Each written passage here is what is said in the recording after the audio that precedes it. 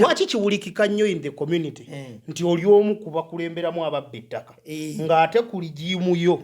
gw'ogezezaako okumanya loopholes ezivaako grabbing ettaka kati kiva ku ki ekimpisa omubbi w'ettaka ekyo nakibannyonnyola nze nga nkibannyonnyola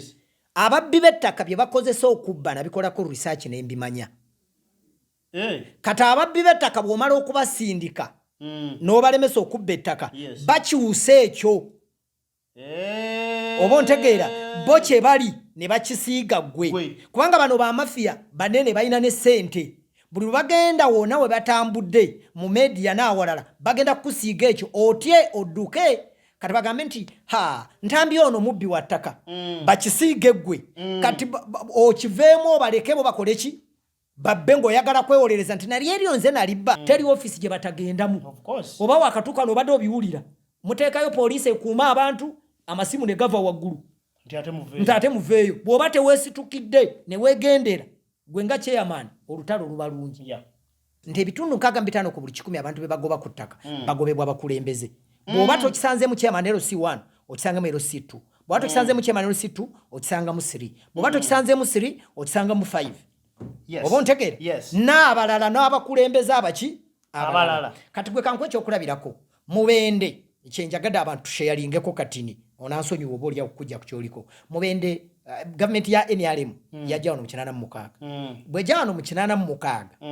eyasooka okubeera chairman we mubende yali omugenzi Damulira n'akulembera okuva 86 nga entalimu chairman mpaka 89 bw'amala okugenda 89 ne tuyingira akalulu eyajja nga chairman yali Dr. Mawejje mu 89 ebiseera ebyo ekisanja kyali kya myaka 4 n'akulembera okuva 89 mpaka 97 ebisanja bimeka bibiri naye awo nawe bakulemberera tewaaliwo obubbi bwa ttaka tugenda ku kisanja kya Damulira Direct Kasirye Gwanga Damulira tebabba ttaka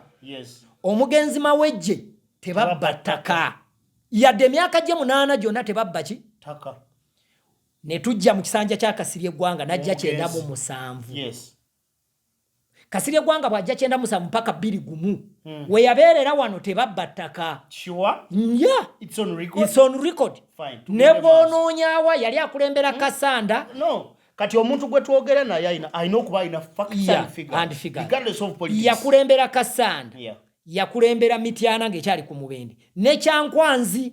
ne Kiboga ebiseera ebyo abasajja bakulemberanga ekitundu ekyo kyonna naye tewaaliwo obubbi bwaki bw'ttaka Kasirye Gwanga akulembera ekisanja kimu kyali kya myaka 4 okuva 97 mpaka 21 Kasirye Gwanga teyadda otyo ani yajja nga wajjawo retired Major Joseph Kakoza otyo kati nga bwajja wano ng'asaba kalungu abantu bamuwa kaki akalulu obubbi bw'ettaka awo we bwatandikira bwajja 21 yatuukira bw'ati mu ntebe omwaka ogwasooka ne bagoba abantu baakaweeri kofi square mile 6 22 nga yakyali mu December nga yakyali mu mwaka gwa 2 mu ntebe ne bagoba abantu ku byalo 5 ne stamp ne bazi withdrawing ebyalo ne bisaanawo omuli ekyalo kye bayita Kansambya mu Kalonga kati omuli ekigambo kye bayita Lwankanaga LC1 zayina stamp omuli ekyalo kye bayita Kirinda omuli ekyalo kye bayita Kyakacuucu n'ekyalo ekirala kye batwalako ekitundu kye bayita Njagazi naye omwe mwalimu n'essomero lya gavumenti lye bayitanga Kyalinda Kirinda erya gavumenti galiko n'ebizimbe bya gavumenti Kasirye Gwanga bye yali azimbye nalyo ne balisaanyawo ettaka eryo ne litwalibwa omwami gwe bali bayita Apollo Buzaale kaakati ne tugenda ekirumbi mu 22 era 23 ne bagoba abantu Kirumbi ne bagoba abantu Kibuyebuga ne bagoba n'abantu Kitaama ng'abo bagobebwa omugenzi Obeya ku square mile 13 waliwo ba veterani president be yali yata ab'olutalo abaali bakulemberwa mwami Kamukama nga bakwata ettaka nga basengawo ne bali n'akulembera NFA Major ne bakuba abantu kibooko ne bagoba ba veterani bonna ku ttaka ekayebe ne bagenda tekatu ebiseera ebyo bakugoba gwe weeyiya awo nawe nkugambye bagobanga abantu mu 10 na 10 naye buli gwe bagoba yamanyi gyakola ki gyapaalira okupaala si kugenda kakati kayebe wano ne bagobawo ba veterani emundu neevuga ekyali wali gwe ayambala kanyene bagundi n'abaofiisa era ettaka ne baligabana Major n'afunako ekitundu n'asimbako kalitunsi ne bitaatuule n'afunako ekitundu naye n'asimbawo ki kalitunsi mu 29-28 Major era n'atwala ettaka liri ku kyalo bakiyita nkola baseka dino lyewamulabye ku TV ng'agamba abantu nagambye beegule ku bwereere yennyini ng'omuntu n'alitwala n'aligobako abantu ne bagenda bw'aligobako ne bagenda 29 jjukira akalulu kaali kabindabinda agenda okulaba ng'abantu abagoba tebasobola kukola ki nga ne kibuuka amutadde oluuma mu nnyindo n'asuulawo ki ettaka naye n'alisigaza lino lyewawulidde ng'agamba mbawadde bagende bajjewo ebyapa lyali ttaka ly'abantu n'alikolako ekyapa waliwo essomero baliyita Mirembe Agape erya primary school lyayina acres 15 lisigazza ekemu batunda abakulembeze bakola endagaano omuli Chairman LC3 ne Chairman LC5 by that time mwami Kakoze yaliwo ne batunda ettaka ly'essomero. Imagine public school mu kisanje emyaka 10 mwana kibuuka gye yamala ku ntebe bagoba abantu mu kifo kimu ebisigadde byonna yabisangawo bagoba baawo kambuye bamusinga amaanyi bamutega katego nga bagala kumukwata we basibira mugwabya n'enantubiro akole ensobi bamusibe kato njagala otunulira olukalala olwo abantu balowooza nti Butologo yekoseddwa mu kibbataka naye kibbataka kyasinga okukosa Bwekula South mu ggombolola lye tuyita Kalonga withdrawn ebyalo 5 naye nga Chairman tawadde statement talina nakyatubuulidde ekikwata ku ttaka omusizira okubanga mutulaba abasinziira e German nafunye konsani ye Saudi Arabia baanamu abanaddala abakuba ekyeyo mwebala okubanga bambi mutulaba mwebala okubanga mwagala nnyo bye tubawa basically abava emubende waliwo ab'omu Kiganda waliwo bannaffe ab'Ekasanda nga mwagenda muli mawanga aga Saudi Arabia bannaffe abali United Kingdom n'abannaffe abali e US mwenna tubaanirizaako olunaku lwaleero tuzze nabagamba buli tujja wano nolaba kamera ng'etuuse oba nofuna notification yawo kitegeeza tuba tutuuse ensonga ze tugenda okwogerako zitugatta tezitunulya basically mubende yokka nti gye tubeesinga no wabula buli nsonga tugikwatako kasiteba nga nsonga ng'eri ya Munnayuganda so n'olwekyo mbasaba mutule mukalire ndowooza woofiisi mwentudde mugiraba kifaananyi kya Museveni tokireeta kuba kiri wala nnyo naye ate waliwo ekirala anyway kasita tugenda kuba tubiraga abasinga banaabiraba tulina omukulu Chairman LC5 owa Mbende district gwe tukyaliddeko olwaleero bwe nateekayo programu 2 ezikwata ku ttaka nafuna response eyali ey'amaanyi ennyo naye nga bwe mukimanyi munaye sometime we fail kubanga tukwasaganya bingi kakati olwaleero omukulu gwendi naye wano alina data yenna ba Chairman LC5 abazze babeerako na buli chairman ekibba ttaka bwe kyabeeranga kati naye atubuulire ekisanja kye baakabba lyenkana ki that is nga yakataasa era lyenkana ki 2 ways basaba bagenda okubanga mutugoberera sooka owulire information before nga tonna commenting nga kijja kuyambako ebibuuzo bye musa mu comment bitwala nga bikulu era gwemba nkyaziza abakimanyi nti in case wembaamu ebibuuzo ebimwetaagisa okuddamu tumukyaze ekyo tekiba kyakumusaba aba alina okudda responding tubalancing kyetusanyusa okulaba nange nsanyusa okubakyaza akabenje nakakulika kati ugenda oterera ebyuma babijjako ngenda ntereera ebyuma ebimu babijjako ebyali wabweru tusigazza kati ebyomunda bye baali balongosa ne bateeka mu mubiri evivire lyali lyafuna obuzibu era baalirongoosa ne baliteeka mu wires naye tutambulirawo tetulina buzibu emirimu gitambula gitya emirimu si mibi ku lusozi Kaweeri myaka 2 ndowooza tugitambuddeko n'emyezi 3 sofa kubanga twalayiranga 19 kimu kyakubiri kya kisanja tukikubye muddemu mu nkube buli kimu naye at least ne bwe munaaba mbinkuba naye tunaaba tulaze nti waliwo omulimu ogukoleddwa emyaka 2 n'emyezi 3 gye waakamala mu ofiisi nkakasa bingi by'oyinza okuba ng'olabye kituufu era sisuubira nti oyiga wabula bingi by'olabye kibaita improvising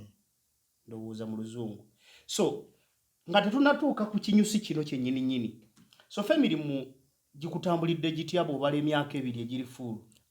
Omanyi in terms of production, service delivery and production. Yes. Omanyi njagala kugamba abantu bonna abatulaba n'abatuwuliriza nti so far najja mu kintu kino nga ndabika ng'omupya naye nga siri mupya. Kubanga naliko mu local government nga district councillor okumala emyaka 5. Ng'olabikanga n'ow'amalala. Nga abantu bagamba omusajja alina amalala ye ntebe anaamalamu emyaka 2 ye omwaka gunaggwa ye emyezi 6 ginaggwa naye abantu bagenda okutubalira ebiseera wiiki teggwe emyezi tegiggwa omwaka teguggwe balaba ekintu kitambula ate okusinga ne kye baali balowooza. Bingi bye tufunye mu projects zaffe za district zonna so far sectors zonna zitambula bulungi. Emyaka 2 buli mwaka tubeerako ne projects ze tukola mu sector ya education, buli mwaka tubeerako ne projects ze tukola mu sector ya health. Kyova olaba naye byaffe byanjawulo ku byabalala. Na settinga precedence nga njagala tuteekewo ekyenjawulo ekyawukana n'abalala. Bw'ona agenda ku masomero gaffe gonna aga primary n'osanga nga waliwo ekizimbe nga kirina ebbaati lya colored. Abasinga bagiyita sembuule nga ffe bwe twagiyita nga tukyali bato. Ebbaati lino erya colored ate n'osanga nga ne mu kibiina munda temuli mu siminti nga twakozesa talazo. Manya nti ebyo bizimbe bya mulembe gwa Ntambi. Mu mwaka ogwo ogwasooka mwe bagerezaako kwimpiikinga. Kituufu. Wawona otya? Just were standing up on your side oba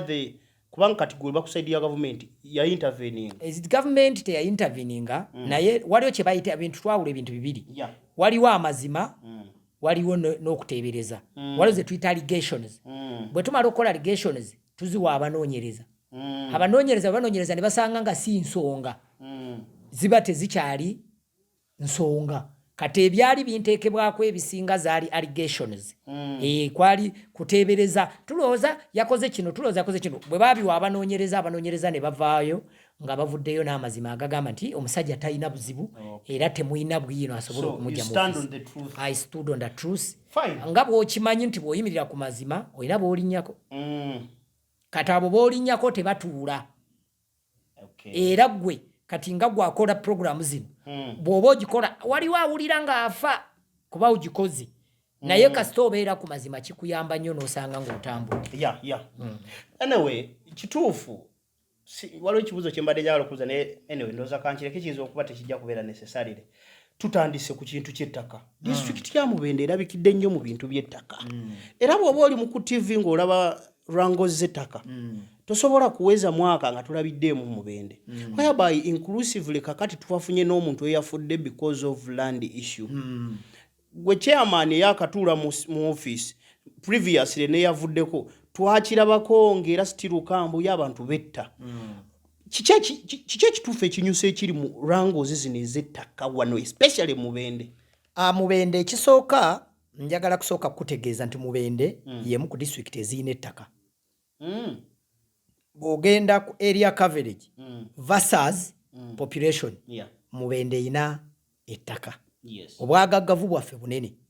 Ate n'ekirala bw'ogenda ku population kati gwe tufunye gwe tubalirako olwaleero yakabeerawo mu myaka nga 10 emabega. Okuva edda yali takoze eki taliwo. Abantu okugenda nga beeyongera okubeera abangi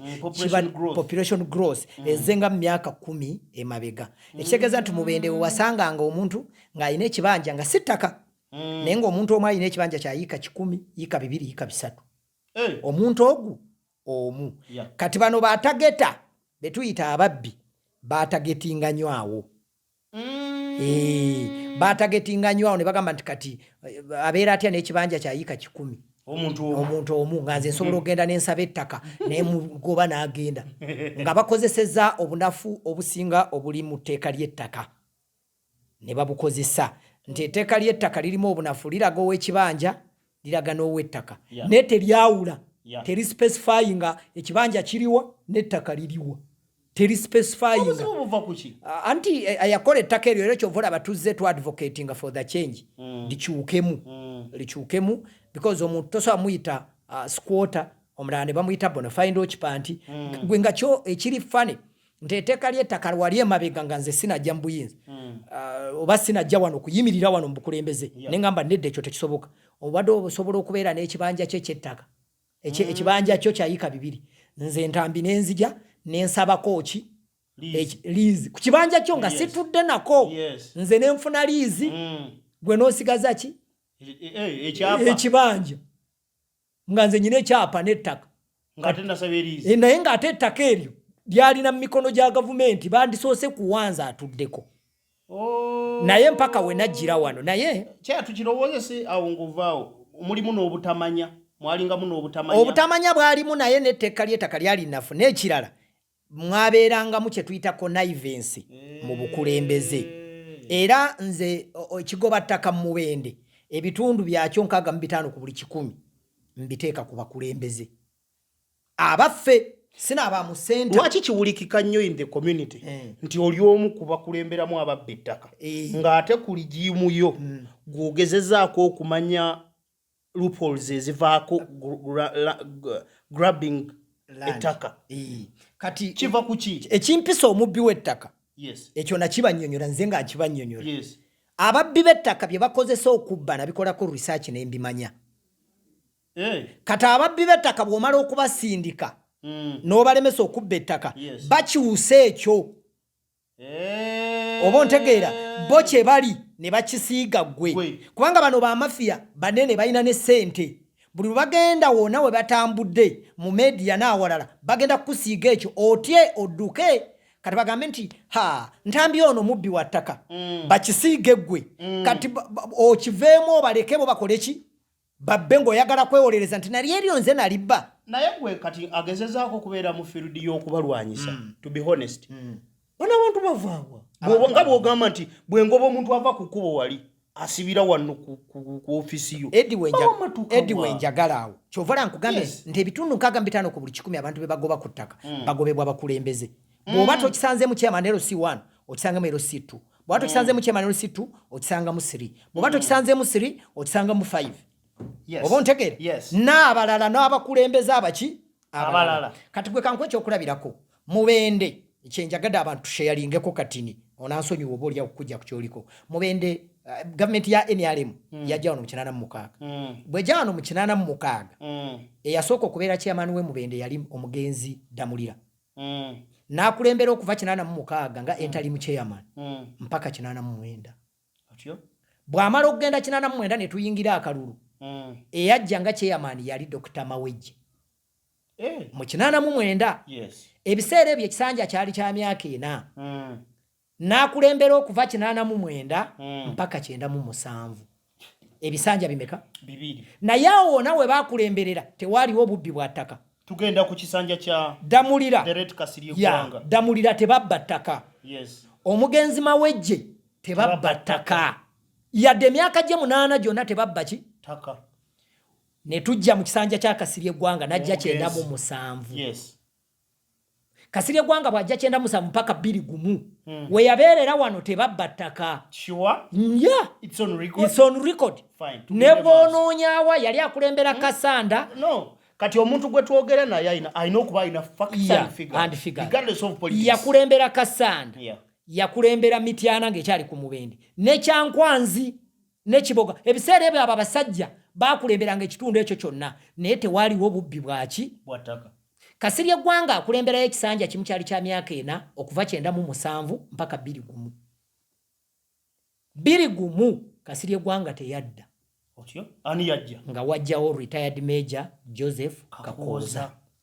otyo kati nga bwajja wano ng'asaba kalunga abantu bamuwa kaki akalulu obubbi bw'ettaka awo we bwatandikira tunuze eno kamera kinkola bubi omuntu ng'oddidde mu bigere yali Major yali General Kasirye Gwanga yali General yali Kano omuntu akuddidde mu bigere ali ku ddaala lya Major ndowooza erya General bali tebannalimu imagine balamu eggwanga lino omanyi bwe tuba bakulirowoozangako nnyo tuleme kutunulira byakati naye tulowooze ne ku byayita tugeraganye tumanye wa watufu we twakola ensobi wano we tutudde eno woofiisi ya LC5 nyiza okuba nga naye we yatuula wenyini wano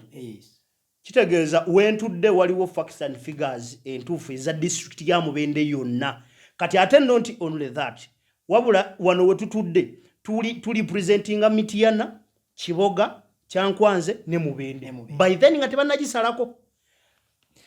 Kati akulembera emyaka 5 mwaka gwa 2021 yes. Yatuukira bwati mu ntebe omwaka ogwasooka ne bagoba abantu bakaweri kofi square mile 6 Amulikayiira waneno mulika omusango gwa Kayiira ne bamusindi Solomon 21 August yalayira 15 May August 21 ne bagoba abaki abantu bekaweri households were 203 ne bazivicting. Abalabi abana babetaze ka video yako bona batosobola kukwatisa screen recording mu inbox awo tutera munti okagala tukakuwa mu inbox for just reference. Kati 21 bwe bamala okutandikaawo ng'ettaka eryo litwalibwa omufaamu omuzungu eyateekawo essamba ly'emmwanyi 21 tuba twakawegawega abo bakabagoba bakayiira bakagenda ba Solomon Musindi baganda bange 22 nga yachali mu December nga yachali mu mwaka gwa 2 mu ntebe ne bagoba abantu ku byalo 5 ne stamp ne bazi withdrawing ebyalo ne bisaanawo omuli ekyalo kye bayita Kansambya mu Kalonga kati omuli ekigambo kye bayita Rwankanaga LC1 zaina stamp omuli ekyalo kye bayita Kirinda omuli ekyalo kye bayita Kyakacucu ne mukyalo n'ekyalo ekirala kye batwalako ekitundu kye bayita Njagazi. Naye omwe mwalimu n'essomero lya gavumenti lye bayitanga Kyalinda Kirinda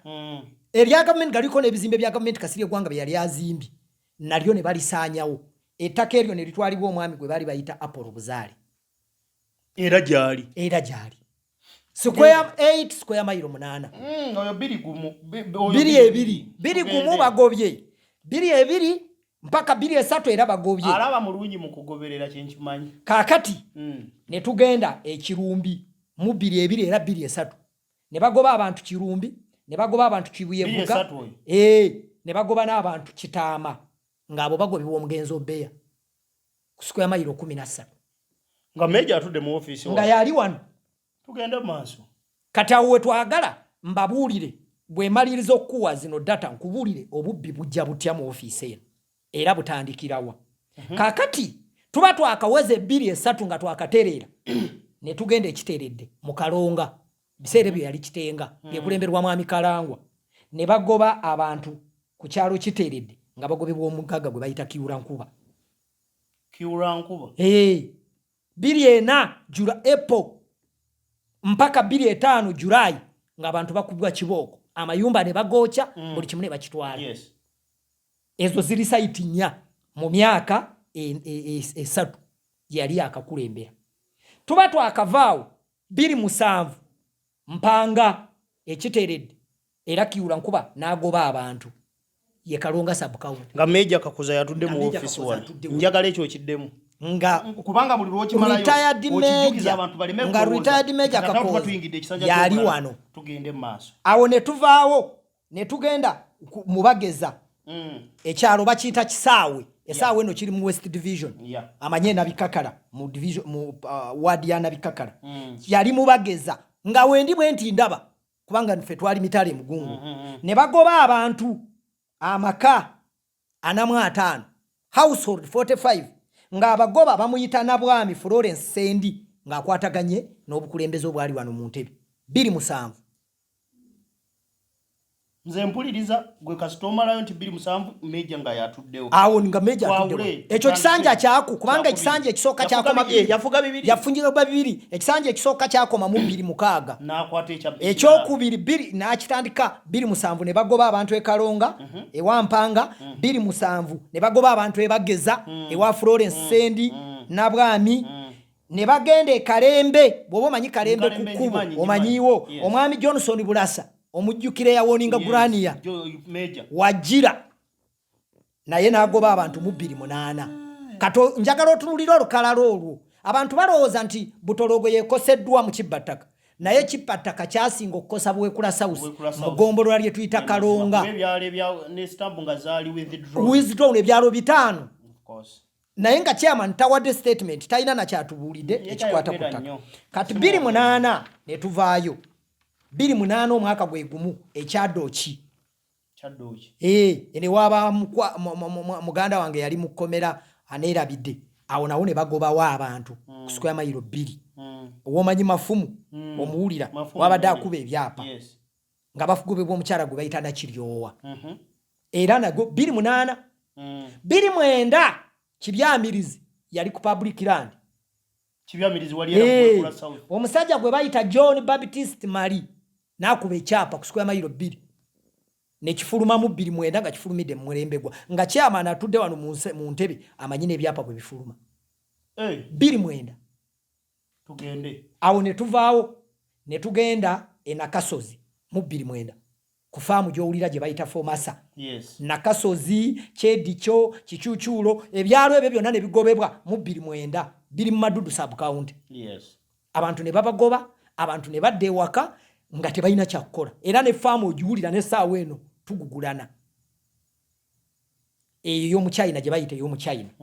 awo battirawo ne manager w'omuchina ne bakwata n'abantu ne babasiba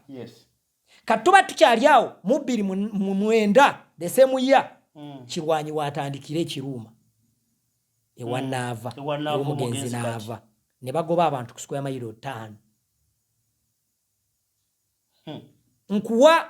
ogende ng'olaba tutandika okwekuba mu tooki nti obuzibu bw'ettaka buliwa mmale nkubuulire 29 bwe bamala ne bagenda e Kayebe sub county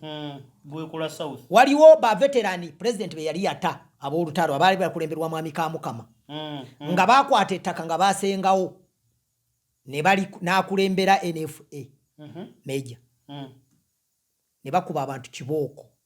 ne bagoba ba veterani bonna ku ttaka e Kayebe ne bagenda tekatu ebiseera ebyo bakugoba gwe weeyiya awo nawe nkugambye bagobanga abantu mu 10 na 10 naye buli gwe bagoba yamanyi gyakola ki gyapaalira okupaala si kugenda kakati Kayebe wano ne bagobawo ba veterani emundu neevuga ekyali wali gwe tokimanyi ayambala kanyende bagundi ne baofiisa era ettaka ne baligabana Major n'afunako ekitundu n'asimbako Kalitunsi ne bitaatuule n'afunako ekitundu naye n'asimbawo ki Kalitunsi ekyo ne tukiraba era nakyo ne tugamba nti wayi katulabe ne tugenda awo ne tuvaawo ne tugenda mu 28 era ekyalo bakiyita Kiteera Paris n'ekirala bakiyita Kakindu biri mu Namingoola byali ku public land 28 omwami gwe bayita Kanaakulya John gwe twazuula nti baffere tabanga nayo naye yakozesebwa abamu abali mu buyinza nga bano balimu Honorable wange gwe n'akawumuza kibuuka gwe n'akawumuza ku bwa sekuritale Kisanja vise ng'ali mabega w'okusaba ettaka eryo ne baliisa mmanya ga Kanaakulya sooka olindeko ettaka liri luddawa liri ekyalo bakiyita Kakindu ekirala bakiyita mu Kiteera Paris Nabingola sub county 28 ne basaba ekyapa nga bakifulumiza mmanya ga Kanaakulya era ekyapa nakikwata bwe nzija wano nkiyita bwe kijja wano ngamba district land board ekikwata olumu bwe tubeera tukola interview zino olumu abatulaba balowooza twagala content na follow mulimu lw'okola interview n'owulira nga interview ekukutteko ekyokubiri mulimu lw'okola interview ne weebuuza ani omutuufu gw'osaanye okwesiga okugeza bw'owulira omukulembeze ng'ali emabega w'okubaako ekintu kyafuna ng'atulugunya the entire community omuntu omu nga yeeyagaliza ng'abantu abo ate be balina okumuteekamu obwesige bamusindike mu kifo bamulonde otula wansi n'obuuza ani agenda okunkulembera nze nkuwaka advice wano nga bwe tukyayimiriddemu gezaako nnyo tambuza obulamu nga tatunuliddemu na byabufuzi regardless okulonda oba ogenze n'olonda lowoozanga nnyo nti oyo gw'otinka naye enkeera mwana wattu yandibanga yagenda okufunamu in other words okuva mu mwaka gwa 2021 okutuuka mu mwaka ogwa 2029 bwe tukyakomye toyina we waawulidde statement eraga badeployingayo oba bagenda ne bagezaako oba bamitinga president kuba sirikiwa nti zino figures tezirina we ziri quoted wadde ziyinza okubeera phrased here zino okubeera nga zirina we ziri quoted ng'osobola okugenda for reference. Kitegeeza ki nga tukyakaaba ekibba ttaka emubende wano ekibuuzo kimu gwalaba jjo kiraba okirowoozeeko. Bakulembeze be tulina emubende be batalina mutima gw'abantu babasindika mu buyinza.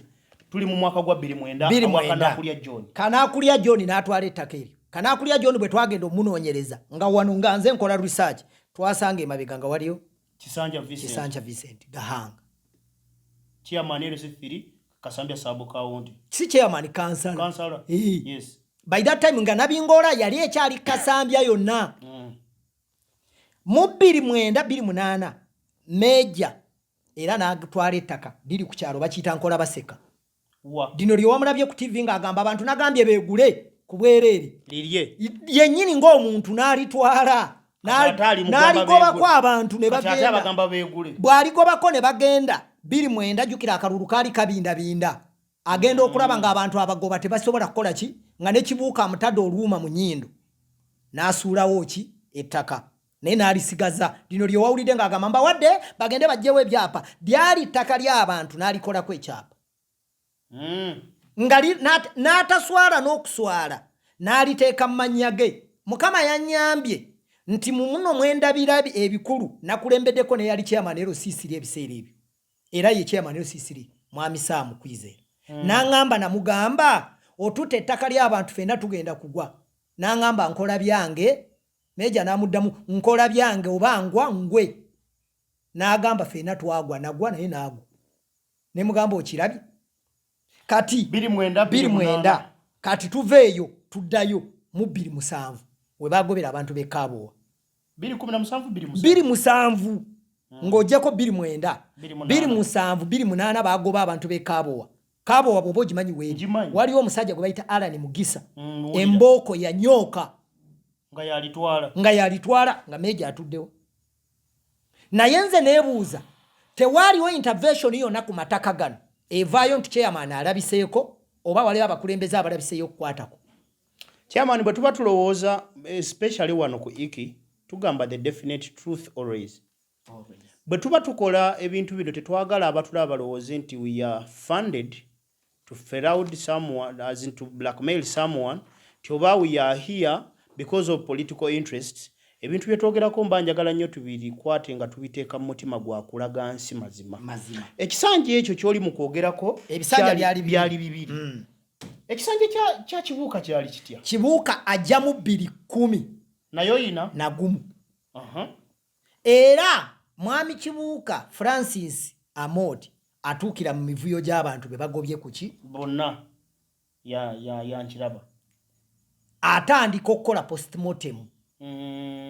Naye mbadde nkyakugamba nti nga wano oleseewo kwa twogedde ku mubende mu 2008 era we bagobera abantu be Wabid Alamu ebukoba munarutuntu ngera Chairman LC5 yo ngera mubende eno mubasimewo awo owulira omuyindi gwe bayita Bidala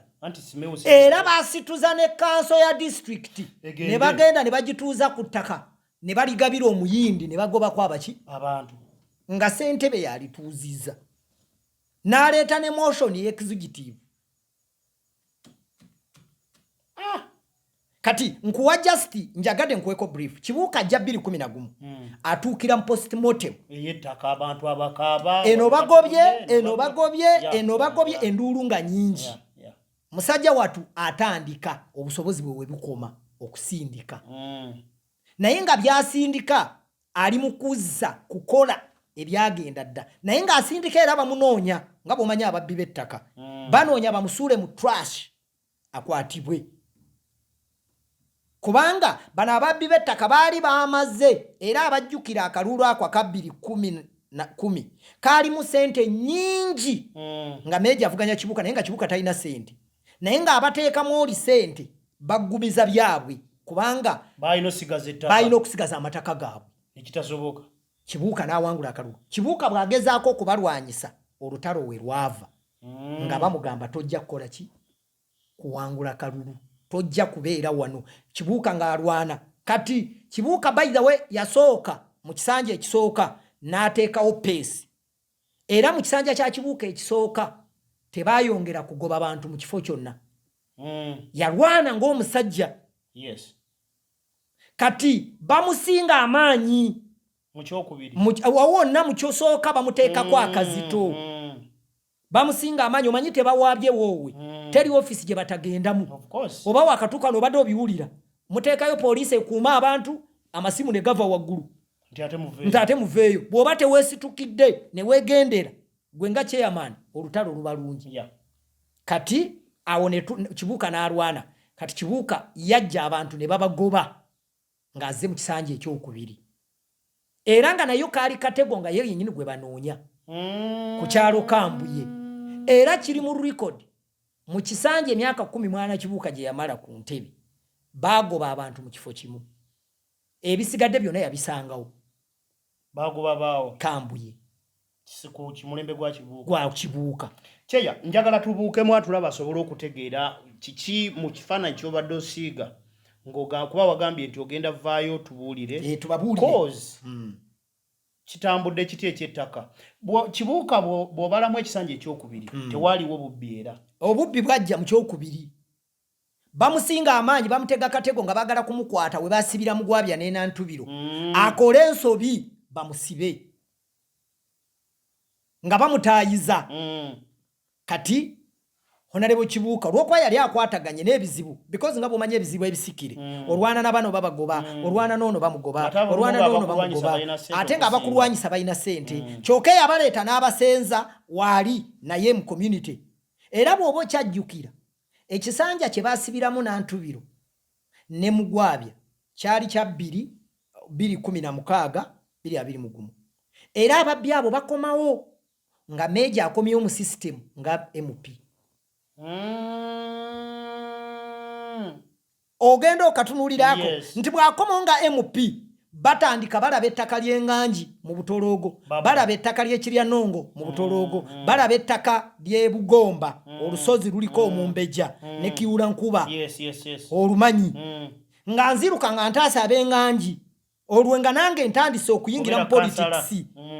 nali sirina kansala nga nfulumye nga nziruka ntaasa ab'enganji nga bano abali wano abali bagoba bageza nga tubatwala mu kooti nga tubawangula nga abantu badda ku ttaka nga ab'enganji nga ntaasa ab'Ekiryanongo nga beegula kati oli Omumbeja ng'olwo abasomera akomyewo mu system kwe kujja e Kambuye okusalamu emboozi okutuuka ku Kinyusi gwe woyingiridde obukulembeze wasanga sofa ne Kibuuka waliwo ebimutabuseekaawo kituufu to be honest nga bamunoonya yes ogezezaako otya okustandinga in that fire ebaddewo kati we mbadde nkugambira nti olutalo bwe lujja tulwana bwe nzija wano nzija ekisonga y'ettaka nga njiwadde ennaku 6 ono research gwe nkugamba n'omulala asigaddeyo because njagala kutema kati njogedde ku Mailolands nandi kutematemedde ebyapa ebyafuluma mu myaka 10 egyo amataka agaali ag'abantu nga ga public naye district negaba ebyapa ku mataka ago n'ebiwa abagagga n'ereka abakoze eki naye nga yalina influence ey'omuntu eyali atudde mu ntebe gye tuddemu balina support ya kati ng'oggyeko ono gwe twogerako gwe bagoba abantu ku Mailoland nga bakozesa abagagga waliyo abalala abagagga abaweebwa amataka ga district ge tuyita public land ne bagasaba mu biseera ebyo ne bagafunako ebyapa ng'ate amataka ge bafunako ebyapa galiko abantu square miles and square miles eyo nayo eribeera mboozi ya lunaku lulala nkusomera ekyapa kimu ku kiki awakana ajja wano agambe nti awo sinze nali mukulembeze tujje ne minute tugiteeka awo tumugambe nti baligaba mwaka bwe guti kati bwe tukola wano report eno report gye ndi mu kwogerako ekitundu bwe ntuuka mu office ennaku 6 nazimala ne ba lawyers nga tukola report byapa kye byafuluma ani yagoba abantu influence yali evaawa ekisooka eviction bukyanganze nzija mu ntebe tewanaba kubeerako eviction tebannagoba abantu kutaka ekyo kyosi ki by the to make that point clear mu kisanja kye mbadde within emubende ekiringa ekikyakamulabisizzaamu nga wona agamba nti oba ate nga tusi blame ye yabadde ensonga ya Nava yeyazzeemu n'olabanga oyinza okublamingira nti maybe ku mulembe gwe naye nga not that tebannagoba muntu n'omu ku ttaka kati bwe ntuukawo ne tukola report ne ngamba no tulina okukola kye bayita reconciliations tugende mataka ku mataka kwe kukwatagana ne Minister of Lands n'abakooba Judith ne tusooka twasooka ekiteredde ewakiula nkuba nga yakuba ettaka ly'abantu eddala be yali yagoba nga ina be yagoba nga ina ne be yasigaza banki gye yali tanakola ki tanagoba ne tumunga abantu bo tanagoba baleke ate basale ku kyapa kyo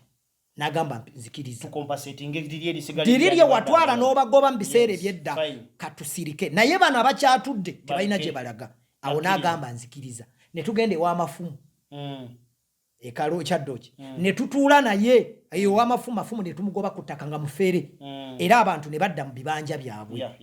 ne tugende wa Johnson Bulasa okyajjukira akatambi ng'awooninga Gurania ng'abakulembeze ffenna because nze nakira abantu bwe tuba twagala kulwanyisa ekibba ttaka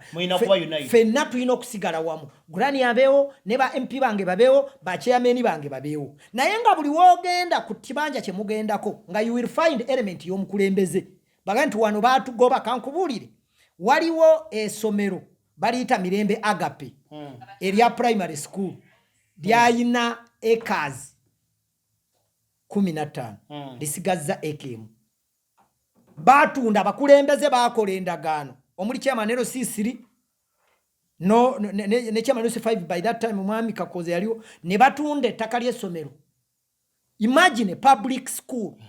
nga ttaka ly'essomero lya government era nalyo litudde ku bunkenke era abazadde baali vaako enaku zino nakatwala y'amabaati nsereke nzigumize wakiri eke esigaddewo ekoleki kati bukyanga tujja ne tutuula ne tukola report bwe twamala kukola report ne tutandika okuzza abantu ku maki ku ttaka era ne wanaava bwetyo bwe twakola kyova olaba bwe mbeera wano mbeera njogera kiriya nti naava abantu be yali yagoba bwe tugenda ne Judith n'abakooba ayogera ebintu bibiri nti abantu abalina documentation those who has the documents of their bibanja bazitwale wa RDC abazze ku ttaka era abo 24 bazireete wa RDC era ne badda ku ttaka tekwaliwo obuvuyo bwonna ng'oggyeko abafere abajja oluvannyuma nga lewe ya grabbing ng'ate bagrabbing erya Naava because Naava twasooka ne twerula public land ne tukkaanya naye nga ntudde naye wano era nze omu ku babadde bagamba nti kye bamuttidde kibadde kya bwereere kubanga yajja wano ne twerula eryali erya public land n'aliddiza abantu n'addamu n'agamba 24 abalina documents nga bakakasa nti yabagoba batuule kuki era ne batuula ng'omuntu baali bamugoba mu Kyende omanyiwo waliwo omusajja muyita Mayijiji ku katale keti awo bona yali abagoba akakatale konna ng'agoberamu ne poliisi ne mugamba nedda tugende twerule twagenda okujjayo okwerula nga talina munda alina eri abantu ne batuula ku ttaka n'adduka mu kooti ne bakotodde ne mugamba era tujja kuwangula era nkimanyi tujja muwangula abantu ne baddawo ne bazimbawo era kooti yamugambye kyenamugamba kyenyini nga yakajja kooti yamugambye genda oyerule nga twamala ne ngamba era nabagambye nze ogwange ngukoze eki ngumaze kubanga twayerula dda tumanyi we tuyita kaddeyo yennyini aleetere bwino kooti nti bannange kituufu bano nali mbagoba munki naye bwe bakusanga wano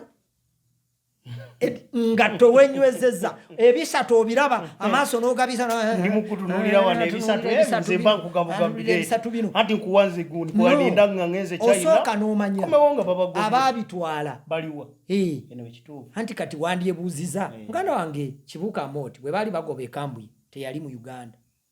okyajjukira ne bakuwa ne katiketi ak'obwereere tweyanziza abadde atulaba bwe twatandikidde omukulu LC5 chairman muheereza Michael Ntambi gwe tubadde naye tugenda kudda wano simanyi oba lunaabadde mungulwana abatwongedde omukisa ogusinkana wana ababize naye mbabize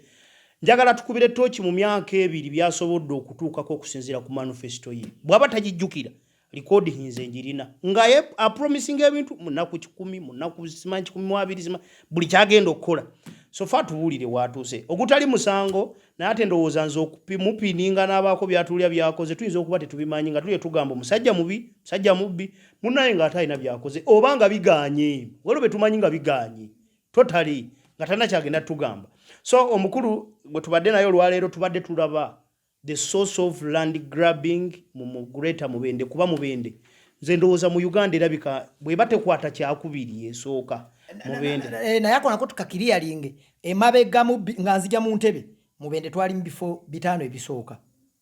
naye luno olusembeyo nga GIZ egenze nekola report ne ministry nekola report twabadde mu kugoba ettaka tuli mu 1011 bwakendedde. Era bwogenda kugugolinge bajja kulaga nti mu myaka gino ebiri gye n'akatambula there is no land grabbing mu Mubende.